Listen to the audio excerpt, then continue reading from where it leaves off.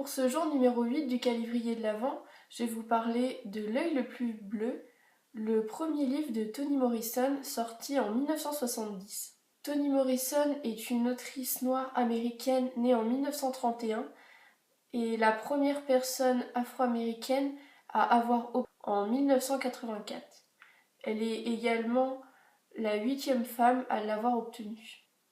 Toni Morrison est la 8e femme et seule afro-américaine à avoir obtenu le prix Nobel de littérature en 1993.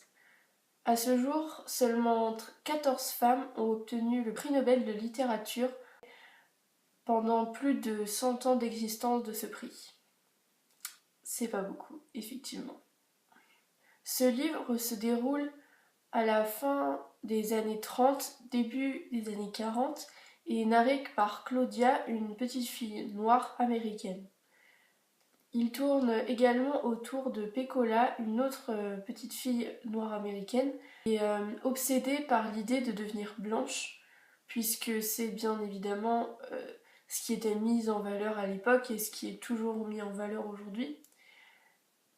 Et elle veut absolument avoir les yeux bleus pour ressembler à une enfant star de l'époque.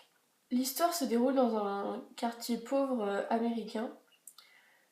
Ce livre est vraiment très très dur au niveau des sujets puisqu'il parle notamment du racisme intériorisé et venant des personnes blanches.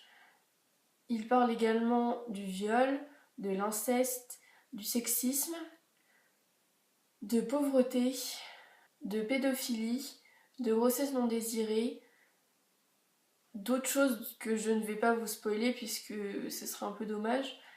Donc il faut vraiment être préparé à lire ce livre. L'écriture de Toni Morrison est absolument magnifique.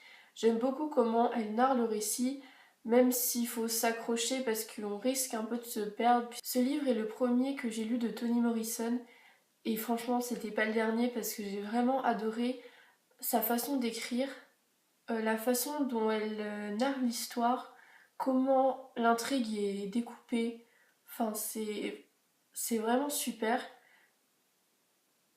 Je vous conseille également Un don qui est sorti il n'y a pas très longtemps je crois et qui est le dernier que j'ai lu parce qu'il est vraiment vraiment super bien.